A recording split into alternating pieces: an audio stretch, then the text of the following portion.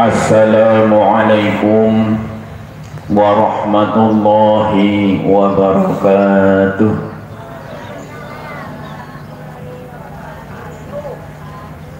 Kayaknya tesih lemes kok. Biasa teng pundi-pundi jamaah niku nek didongakaken jawabe ora patihan niat. Lemes niku didongakaken sae. Tapi nek didongakaken Bu, nek jenengan jawab salam iku lho utange lunas, kayane jawab kabeh. Sing dadi randa ya cepet duwe bojo, sing mriyang cepet mari, sing nyalon anggota dewan dan sebagainya cepet dadi. Mesti nek kula ngomong salam dijawab. Nggih napa mboten? Nek ukur salam biasa lah, harus tahu. Ya baiklah, supaya nyambung sing jawab salam kula mudah-mudahan nek diutang ya utangnya cepet lunas, sing kepengin dadi pegawai yang esok diangkat dadi pegawai, sing mriyang cepet mari, napa maling nggih, sing esi prawan bujang randa cepet entuk pasangan, napa maling nggih, segala sesuatu yang ada kebaikannya mudah-mudahan didekatkan seandainya masih jauh, dipermudah seandainya masih susah. Assalamualaikum warahmatullahi wabarakatuh.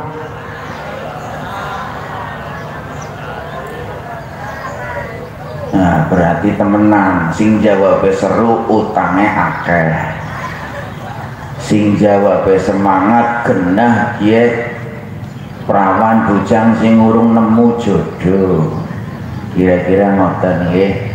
Tapi insya Allah persoalan kita akan dipermudah. Amin Allahumma amin. Alhamdulillahilladzi an'ama alaina bi ni'matil iman wal islam. Asyhadu an la ilaha illallah wahdahu la syarikalah wa asyhadu anna Muhammadan abduhu wa rasuluh la nabiyya wa rasula ba'dah. Dumateng segenap muslimin muslimat pengajian Taman Kota Ahad pagi yang dirahmati Allah, wabil khusus kepada guru-guru kita, ada Bapak Kiai Haji Masbur Makmur, Bapak Kiai Suwaji, segenap pimpinan cabang Muhammadiyah yang memiliki potensi bakat luar biasa di Kota Majenang. Yang saya hormati, saya takzimi, saya muliakan. Pertama dan yang utama, marilah kita senantiasa memanjatkan rasa syukur kepada Allah Subhanahu wa Ta'ala, terutama nikmat yang tiada bandingnya, yaitu nikmatul Islam. Tak lupa sholawat serta salam semoga senantiasa tercurah kepada baginda Nabi Agung Muhammad Sallallahu Alaihi Wasallam, keluarganya, para sahabatnya, dan seluruh pengikutnya ila yaumil qiyamah. Bapak Ibu yang dimuliakan Allah, edisi ke-354 menjadi ajang dua kali ini saya tampil di hadapan panjenengan.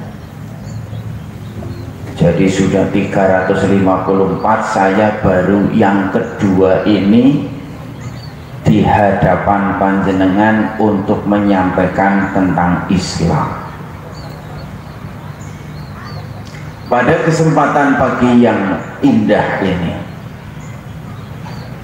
saya mengajak khususnya diri pribadi dan seluruh jamaah yang hadir, apakah itu simpatisan Muhammadiyah ataupun warga masyarakat yang jauh di seberang jalan, di mana-mana yang mendengarkan suara ini, saya mengajak untuk apa? Meneguhkan, menetapkan dan mengunci sekuat-kuatnya iman yang sudah tertanam di dada. Bukan hal yang mudah ini Bapak Ibu. Kita yang hadir di sini, hadir di setiap pengajian, terkadang kita datang sudah dandan mempersiapkan segala sesuatunya. Datang untuk apa? Untuk ngaji. Apa prosesnya? Mendengar. Setelah ngaji mendengarkan tidak. Ternyata ketika sudah sampai mendengar berhenti. Artinya masuk kanan keluar kiri. Beda dengan ketika mendengar dan mendengarkan. Dia akan mulai merasakan detak jantung yang berbeda, mulai meresap dalam kolbu. Karena apa? Mendengarkan dengan seksama. Kalau mendengar speaker sebesar ini, saya yakin radius mungkin 501 kilo terdengar, tapi banyak yang tidak mendengarkan. Karena itu telinga saya yang paling dekat, jenengan yang paling dekat di taman kota ini, kita buka hati kita buka mata dan telinga kita untuk bersama-sama mendengarkan. Siap nggih Pak Bu? Siap. Urung sarapan tapi baru minum. Alhamdulillah. Tema yang ingin saya angkat pada pagi hari ini kaitannya dengan penguatan iman, penguatan nikmatul Islam adalah mukjizat Al-Quranul Karim, kedahsyatan Al-Quran.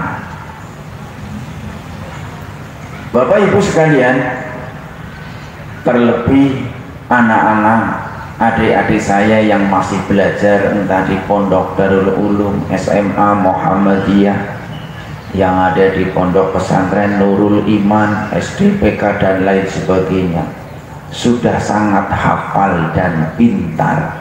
Kalau ditanya apa sih mukjizat Al-Quran, pinter-pinter. Tapi barangkali yang ingin saya sampaikan tidak sekedar normatif antara murid dengan guru, antara siswa, santri dengan kiainya. Kita akan coba sedikit wawasan yang barangkali akan menggugah keimanan dan keislaman kita. What's the meaning of mukjizat? Apa itu mukjizat? Kalau dalam istilah Arab, mukjizat disebut amrun khariqun lil adat. Segala sesuatu yang di luar batas kemampuan manusia, itulah mukjizat.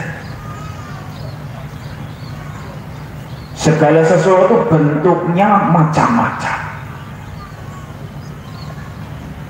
Apa saja yang bisa terlihat, apa saja yang bisa terdengar, apa saja yang bisa tersentuh, bisa menjadi mukjizat, dan itu luar biasa dipertontonkan di hadapan kita. Contoh, Nabi Musa alaihissalam mukjizatnya apa? Tongkat sakti, dilempar bisa menjadi ular besar, dipukulkan kepada seberang lautan, lautan terbelah. Kaumnya pada saat itu matanya terbuka lebar. Waduh, luar biasa ini tongkat, luar biasa ini ajimat. Orang-orang yang menyaksikan saat itu terheran-heran bukan main,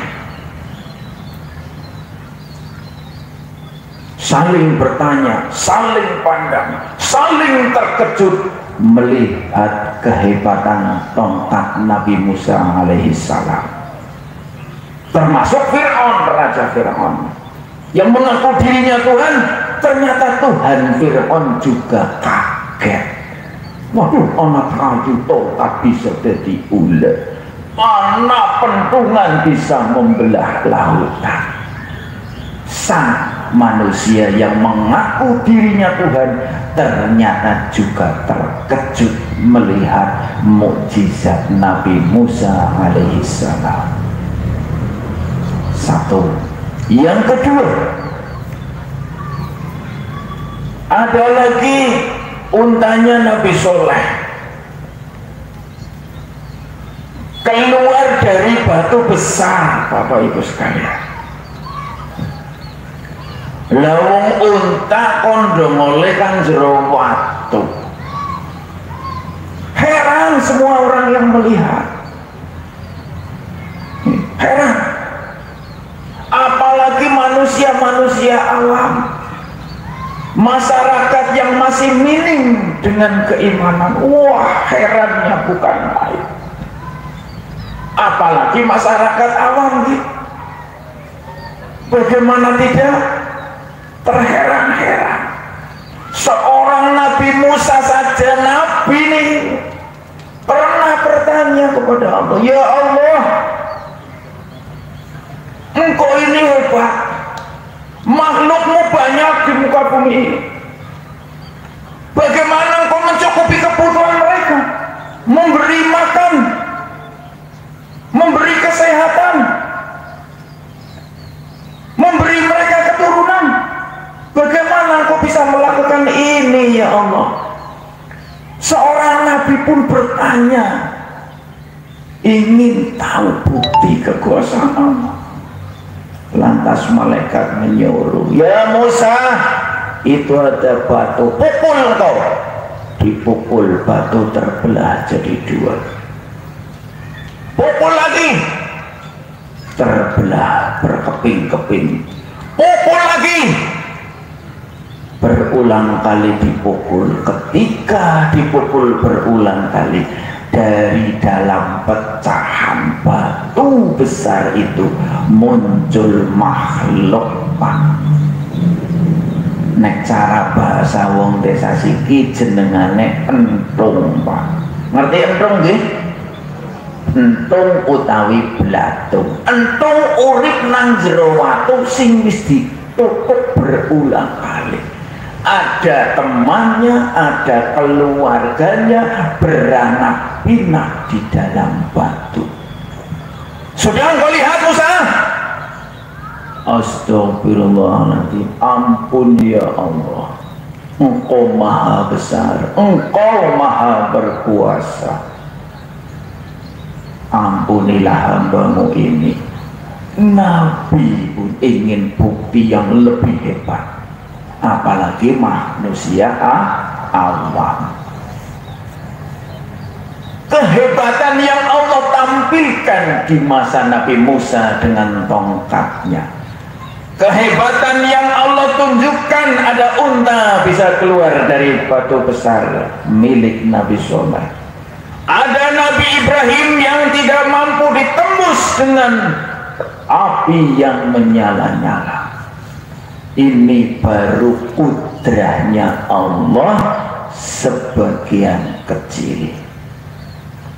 bukti kekuasaan mutlak dari Allah itu baru sebagian kecil, Bu. Nah, ini ya Allah ciptakan tujuannya untuk apa? Ternyata apa? Jadi nabi, jadi rasul Allah itu enggak gampang.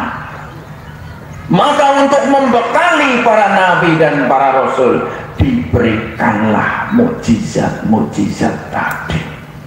Maka ketika ada orang yang melihat, oh ini bukan sembarang orang, tongkatnya saja bisa membelah bumi, bisa jadi ular besar. Ini juga bukan manusia sembarang seperti Nabi Soleh, bisa simsalabim ngetokna unta kang jero watu. Ini bukan manusia biasa, diselomot karo geni panas, dibakar dengan api yang menyala, ternyata tidak mempan. Tujuannya untuk apa? Allah ingin mengangkat derajat para nabi dan utusannya, menunjukkan pada dunia, membuktikan bahwa ini loh utusan Allah. Targetnya apa? Orang yang melihat pertama akan terheran, yang kedua dia akan pelan-pelan ingin menjadi pengikutnya, yang pada akhirnya ketika sudah paham dia akan menentukan pilihan. Oke, sami'na wa ata'na, saya ikut engkau ya Musa, saya ikut engkau ya Ibrahim. Melalui proses Bapak Ibu. Nah sekarang ini niki nyun sewu, di Majenang banyak kiai, banyak ustadz, banyak penceramah untuk membuka isi Al-Quran, membongkar isi Al-Quran ini. Apakah butuh mukjizat sesakti mukjizatnya Nabi Musa? Apakah seorang kiai baru disebut kiai ketika mampu hari Jumat masuk kamar Bismillahirrahmanirrahim, wus, tahu-tahu Jumatan di Mekah, baru didengar omongannya, baru diikuti jejak langkahnya? Apakah ketika seorang ustadz bisa nyulap simsalabim duit jadi daun jadi duit, simsalabim godong diuwes-uwes jadi duit? Kira-kira kalau Kiai Masbur Makmur nanti tampil di hadapan, yang bisa menjawab pertanyaan, saya kasih 3 lembar daun, daunnya berwarna kuning nanti jadi merah, angkanya 100.000, mau Bu? Ucek simsalabim jadi duit. Kira-kira jenengan mau terima duitnya apa arep merguru mangkone Pak Kiai Masbur Makmur? Duitnya ya iya, mergurunya juga iya. Wah, ini bukan manusia luar biasa, bisa nyulap jadi godong. Berarti Pak Masbur ngesuk aring Alfamart cukup nuturi godong nang taman kota, simsalabim jadi duit. Apakah seorang kiai harus begitu? Apakah seorang ustadz harus seperti itu? Sekarang sudah bukan zamannya mukjizat dipertontonkan seperti itu, Bu. Kenapa? Dulu yang meminta seperti itu orang-orang kafir Quraisy. Orang-orang kafir Quraisy dulu, Bu, yang meminta. Makanya jangan heran ketika turun-temurun, ketika sampai dengan Nabi Muhammad, Nabi Muhammad itu memperkenalkan risalahnya. Pitakonane aneh-aneh. Ini pitakonane niki saya bacakan dalam terjemahnya saja biar nggak kehabisan waktu. Yang pertama, ketika Nabi Muhammad dituntut oleh kafir Mekah, pertanyaan yang pertama, ya Muhammad, saya percaya kamu ini Rasul, tapi ada syaratnya. Buat dong, sulaplah. Ini Mekah ini panas, gersang, gak ada pohon-pohonan, tandus. jadikanlah tempat yang tandus ini subur makmur seperti surga. Diperintah kayak niku Nabi Muhammad ngomong kafir Quraisy. Yang kedua, ya Muhammad, kalau kamu marah lantaran kami tidak mau ikut dengan petunjuk yang kau bawa, azab saja kami. Datangkan azab kalau memang kau bisa. Kepada seorang nabi ngomong seperti itu. Ini seorang kafir Quraisy. Yang ketiga, ya Muhammad, kalau engkau ini memang seorang nabi dan utusan, ajak dong yang mengangkat engkau jadi nabi. Katanya engkau punya Tuhan Allah, ajak Allah nuntun kamu. Angkat tangannya, Allah maklumatkan, hai manusia, ini loh nabi pilihanku. Begitu pertanyaan orang-orang kafir Quraisy. Lah seniki nek kula panjenengan kepengin dadi wong sing iman, wong sing Islam, kepengin ngaji sing mendengar dan mendengarkan kemudian melaksanakan, apakah ustadz dan kiainya akan diperlakukan seperti itu?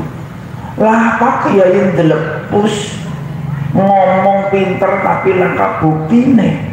Apakah seperti itu? Ya mirip dengan orang Badui. Nabi Muhammad sedang khutbah cerita tentang kiamat. Ngacung, ya Muhammad, ya Rasulullah, engkau ini ngomong dari tadi tentang kiamat. Kenapa engkau tidak sebutkan kapan tanggalnya, di mana mulainya? Aneh engkau ini ya Rasulullah. Cerita kiamat medeni kaya tapi orang cerita kapan tanggalnya. Nabi sedang berkhutbah tidak langsung dijawab. Sampai 3 kali selesai khutbah baru dijawab.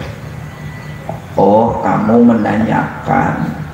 Kamu tanya kiamat kapan dan dari mana mulainya. Sekarang saya mau tanya. Anda mau berdagang ke negeri Sam, mau bisnis di luar kota, Anda itu dari rumah ada persiapan apa tidak? Ada. Apa yang dipersiapkan? Sarapan, pakai baju yang rapi, nyiapkan uang untuk transport dan membawa dagangan. Bekal semua ini saya persiapkan untuk sampai saya ke negeri Sam. Nah, untuk menjemput kiamat yang belum disebutkan waktunya, engkau ini sudah punya bekal belum? Tilo bingung. Tilo bingung. Iya ya. Lah bekalnya saja belum dipersiapkan, sudah ribut. Nanti di sana begono begini. Jangan sampai seperti itu.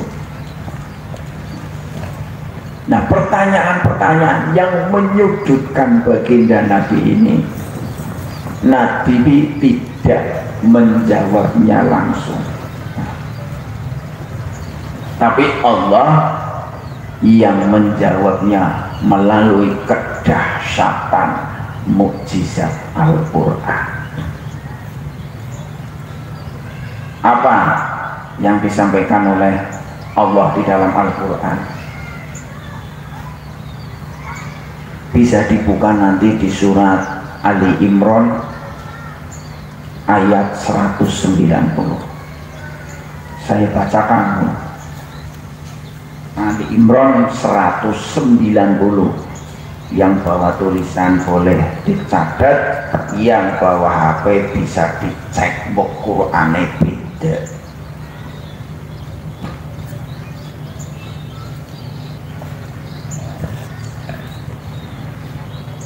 A'udzu billahi minasyaitonir rajim. Bismillahirrahmanirrahim.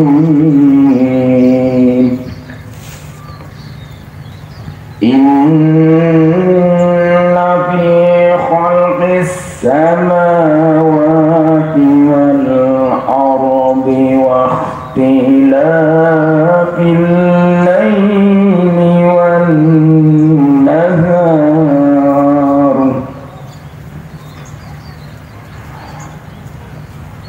wa ikhtilafil laili wan nahar la ayatin li ulil albab,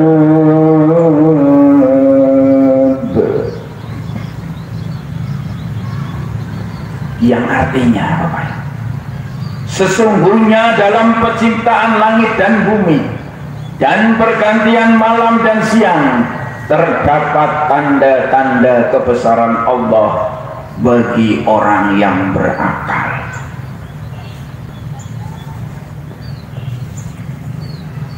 Di ayat ini kalau kita perhatikan, langit, bumi, ada siang, ada malam, ini siapa yang membuat? Siapa yang membuat? Nggak ada manusia yang sanggup. Hebat kayak apa ilmunya, sakti mandragunanya kayak apa. Sekarang mendung, sok dipaksa hujan.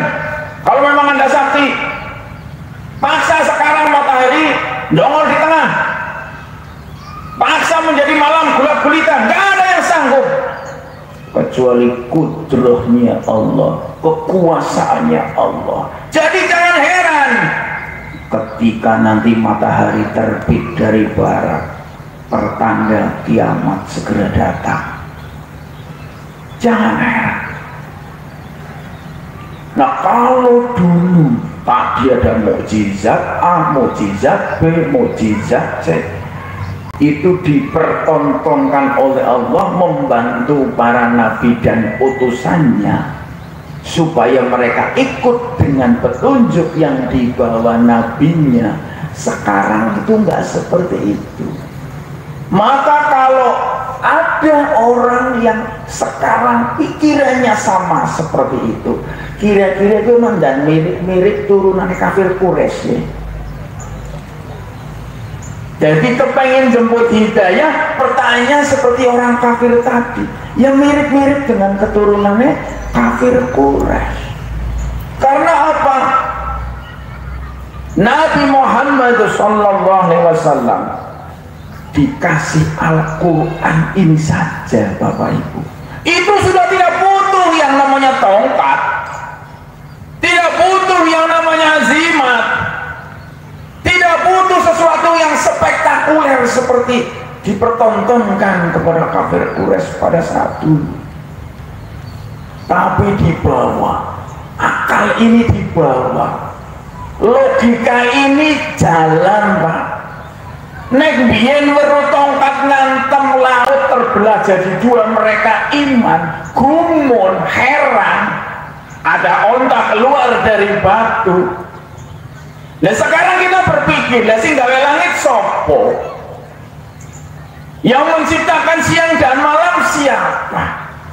Yang membuat hujan siapa? Nggak ada yang bisa jawab. Maka Allah terangkan di Al-Imran 190. Berarti rujukannya kemana? Al-Quranul Karim. Berarti Quran lebih hebat apa tidak? Quran lebih hebat. Yang kedua, di surat Al-Baqarah ayat 26. Al-Baqarah ayat 26. Nah, saya bacakan, Bapak.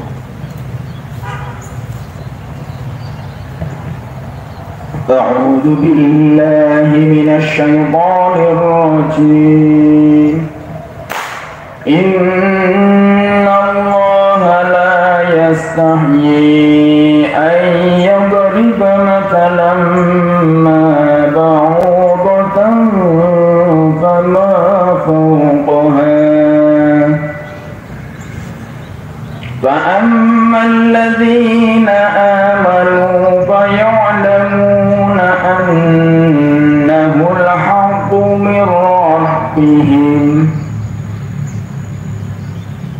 وأما الذين كفروا فيقولون ماذا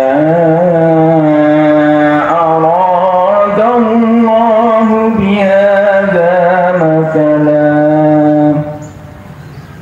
يضل به كثيرا ويهدي به كثيرا وما يضل به إلا الفاسقين. Artinya, sesungguhnya Allah tidak segan membuat perumpamaan seekor nyamuk atau yang lebih kecil dari itu. Adapun orang-orang yang beriman, mereka tahu bahwa itu kebenaran dari Tuhan mereka. Tetapi mereka yang kafir berkata, apa maksud Allah dengan perumpamaan ini? Dengan perumpamaan itu banyak orang yang dibiarkan sesat, dan dengan perumpamaan itu pula banyak orang yang diberi petunjuk. Tetapi tidak ada yang dia sesatkan dengan perumpamaan itu selain orang-orang fasik. Bicara langit, bicara bumi, matahari, hujan dan sebagainya di luar jangkauan manusia, di luar batas kemampuan manusia sehebat apapun.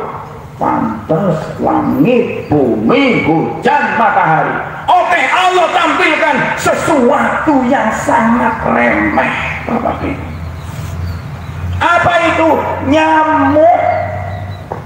Hewannya kecil, terbangnya lambat, uripe karo jenengan karo aku saben dina bareng. Nggih napa mboten? Angger tememplek setitik ditabok mati. Ditabok mati, boboh naboki sulitna obat nyamuk. Wis iki wong terhebat di Majenang. Siapa sing bisa gawe lemut? Jangankan ngasih ruh nyamuknya, bikin patung, bikin gambar yang bisa sama persis seperti nyamuk, tidak ada yang bisa. Niku barang sepele. Boten usah cerita mujizat sing medeni. Lah wong mikir lemut bae pada uteke ora tekan. Tidak sanggup. Profesor kayak apa ilmunya tidak sanggup membuat nyamuk, patung nyamuk ora bisa. Padahal nyamuk ya ana lanang ana wadon. Lemut ya duwe napa? Duwe kelamin. Lemut ya doko, beranak pinak, dan lain sebagainya. Ini manusia nggak ada yang sanggup.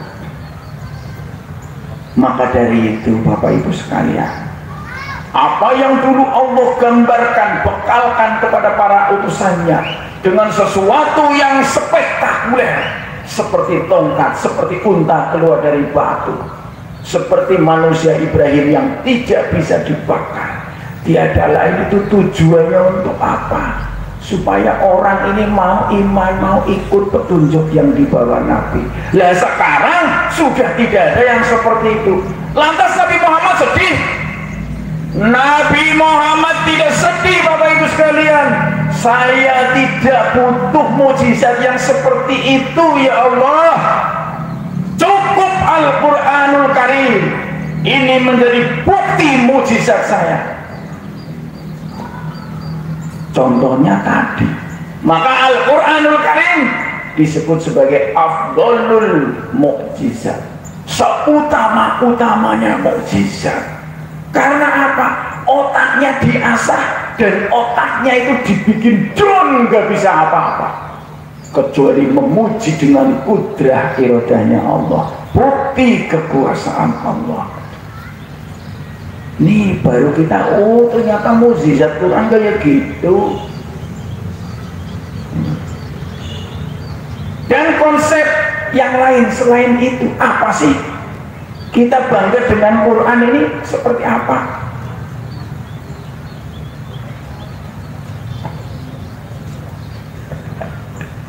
Al-Quranul Karim itu banyak membuat logika yang membuat pikiran kita iya. Contoh Bapak Ibu, dulu Ka'bah itu dikelilingi berhala. Jumlahnya pinten? Murid dan lulun? Jumlah patungnya berapa yang mengelilingi Ka'bah? Pondok pesantren Nurul Iman mana? Pak nggak bisa jawab, urung tahu ngitung. Bener, urung tahu ngitung sih. Tapi anak bocah sing pinter, saya belum ke Mekah, saya nggak pernah hitung, tapi saya membaca sejarah. Ira jumlahnya, kalau nggak tuh sewidak Pak Masrul, dia 1.000 nggak kue gelem ora.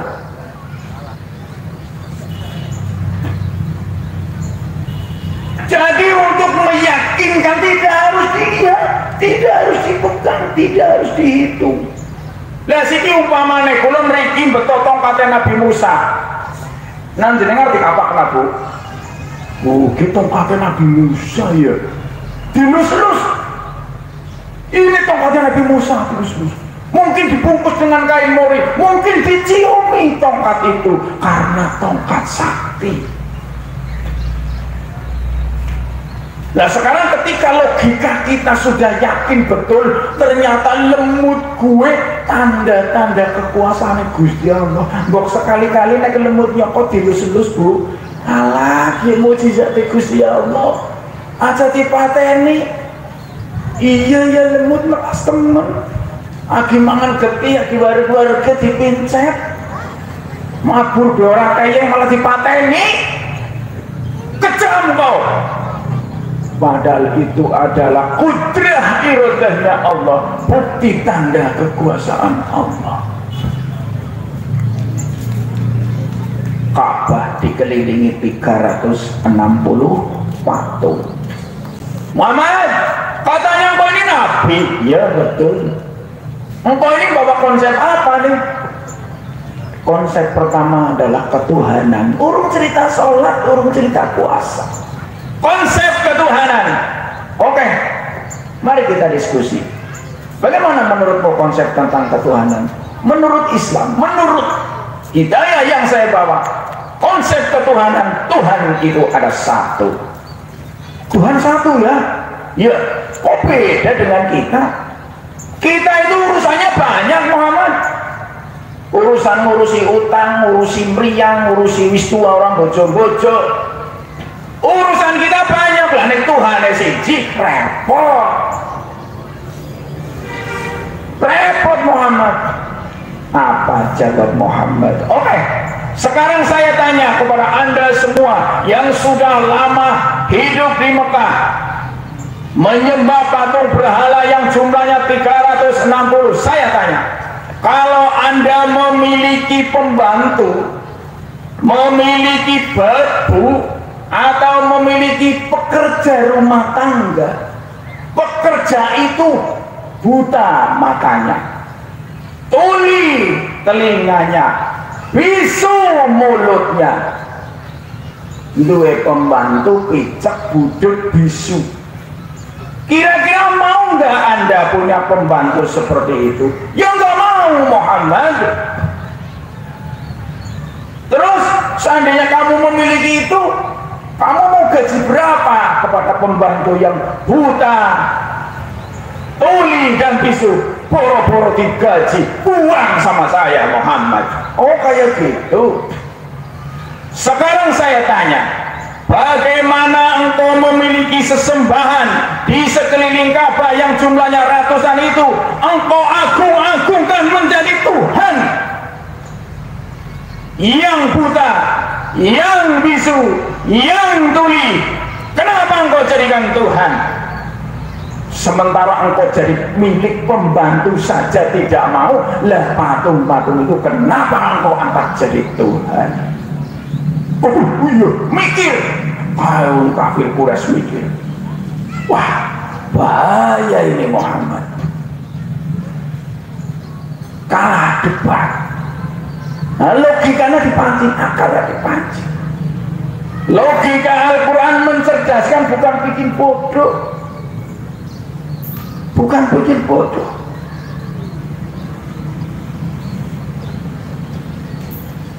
Bapak Ibu sekalian yang dirahmati Allah, Afdhalul mukjizat, seutama-utamanya mukjizat Al-Quran beda dengan mukjizat yang lain Bapak Ibu.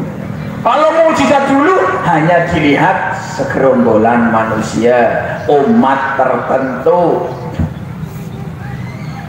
Panjenengan melihat ini apa? Air minum mineral Pak. Karena kelihatan, bisa dipegang, diraba, bisa diminum, tapi langkah selangnya Mas. Langkah selangnya apa kok diwejek lala aja. Koreksi, bukan bikin cabang besok.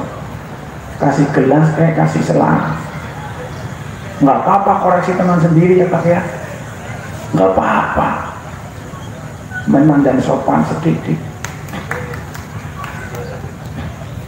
Saya sering di pengajian, nggak peduli apa itu pengajian NU, pengajian Muhammadiyah, penting pengajiannya umat Islam. Nek orang sopan maring ustadz si kepriwe. Oke, logikanya apa yang dipertontonkan dulu mukjizat kepada kaumnya para nabi.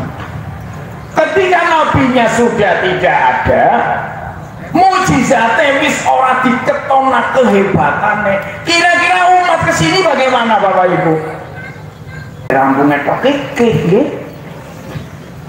Kari 5 menit maning ya kan anak pengajian sing blenger. Kadang-kadang sing blenger ustadznya bisa jadi wong topok dewek sih. Wong isi pengajian tulung-tulung topok tulanan HP kan blenger jamaah asli kuwi.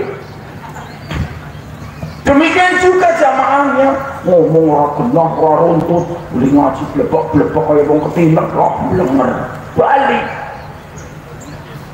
Nah, maka harus nyambung, komunikasinya ini nyambung antara jenengan dengan saya. Nah, sebagai kesimpulan dari 5 menit ya.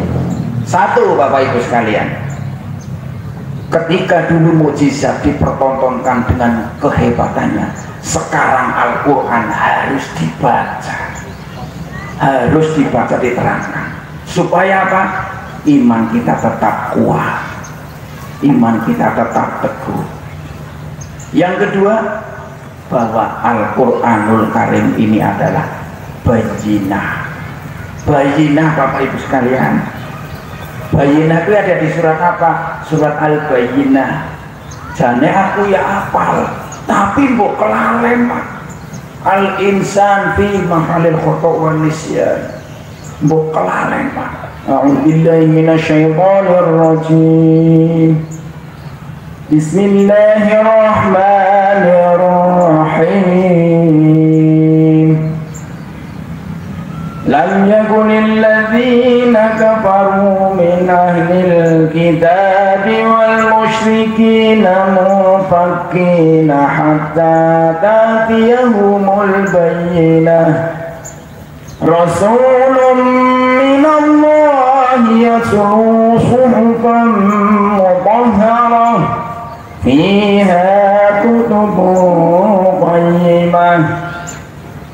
Wa ma tafarraqa alladhina utul kitaba illa min ba'di ma ja'atuhumul bayyinah. Wa ma umiru illa liya'budullaha mukhlishina lahuddin hunafa'a wa yuqimus salata wa yutuz zakata wa dzalika dinul qayyimah ila akhirih. Sadaqallahul adzim. Diwaca kok maknane nang umat ditiliki Bu, aja kur jeret tok. Al-Bayyinah ayat pertama, orang-orang yang kafir dari golongan ahli kitab dan orang-orang musyrik tidak akan meninggalkan agama mereka sampai datang kepada mereka bukti yang nyata. Dulu kan ada Taurat, ada Zabur, ada Injil yang murni, yang asli. Pemeluknya, penganutnya yang berpegang teguh pada kitab itu namanya ahli kitab. Itu tidak akan tercerabut imannya sebelum apa? Sebelum datangnya Al-Bayyinah. Nah, Al-Quran membawa Al-Bayyinah, penjelasan. Yang kedua, bagaimana caranya? Yaitu seorang Rasul yang diutus dari Allah, yang membacakan lembaran-lembaran suci Al-Quran. Lagi gunane ustaz, gunane kiai, gunane guru ngaji. Jangan bosan-bosan untuk membacakan lembaran-lembaran suci ini. Orang usah nyulak duit, tongkat sakti. Bacakan ayat-ayat ini. Itu sudah tidak ada yang mampu membantah. Sampai kapan? Ila yaumil qiyamah, sampai kiamat terjadi. Dan orang-orang ahli kitab masih belum yakin betul sebelum apa di dalamnya terdapat isi kitab-kitab yang lurus dan benar. Mereka mencocokkan kitab Taurat dicekel, Zabur dicekel, Injil dicekel. Kayak Muhammad maca Quran, isinya pada apa? Waduh, bener isinya pada tentang keimanan dan keesaan Allah. Berarti dia benar, kitab sucinya benar dan sempurna. Lahir dan tidaklah terpecah belah orang-orang ahli kitab, melainkan setelah datang kepada mereka bukti yang nyata. Jadi ngomong ahli kitab, ngomong kafir zaman itu, ketika sudah ada bayyinah penjelasan dari Al-Quran, mereka tidak terpecah belah. Sing iman masuk golongan iman, yang mau tetap pada kekafiran silakan. Agama gampang kan? Ad-dinu yusrun. Agama itu gampang, orang aneh. Maka dari itu kita sebagai umat Islam banyak-banyak bersyukur atas nikmat Allah. Orang ketemu Nabi ini tapi gelem sembahyang, gelem puasa. Orang bisa baca Quran tapi bisa menjadi ahli surga. Saya nangis, Bu, ada kisah, Bu. Seorang bapak nih ya,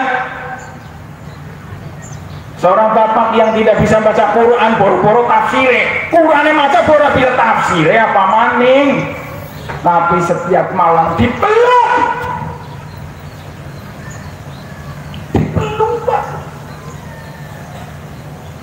Pak. Dibuka. Ya Allah, saya tidak bisa membaca tulisanmu, tidak mengerti apa maksudnya. Berinang air mata, netes. Ketika netes wong sing ditetesi kertas yang blobor nggih. Begitu blobor dibuka ngesuk, ketika wong wis mati tulisannya wis orang genah, sudah bercampur dengan air mata. Ternyata begitu dia mati, semua orang yang melewati kuburnya terheran. Bengi-bengi anak kuburan mencorong, wah di kuburan balik mulut cahaya cerah di malam hari. Darah di kuburannya wong soleh, darah di kuburannya Pak Kiai. Ternyata kuburannya orang biasa yang tidak bisa membaca dan mengerti Al-Quran, tapi setiap malam dia memeluk Quran, menangis mengharap ridho Allah. Berarti nek teng mriki wis pinter maca Quran, wis ngerti maknane, insyaallah ahlul jannah, insyaallah masuk surga. Demikian Bapak Ibu sekalian yang dapat saya sampaikan. Suara saya juga sudah mulai serak, saya sudah mulai emosional. Saya mohon maaf, ada kurang lebihnya, itu datang dari saya. Ada manfaatnya, mari kita petik bersama. Akhirul qawli billahi taufiq wal hidayah. Nasrun minallah wa fathun qarib. Assalamualaikum warahmatullahi wabarakatuh.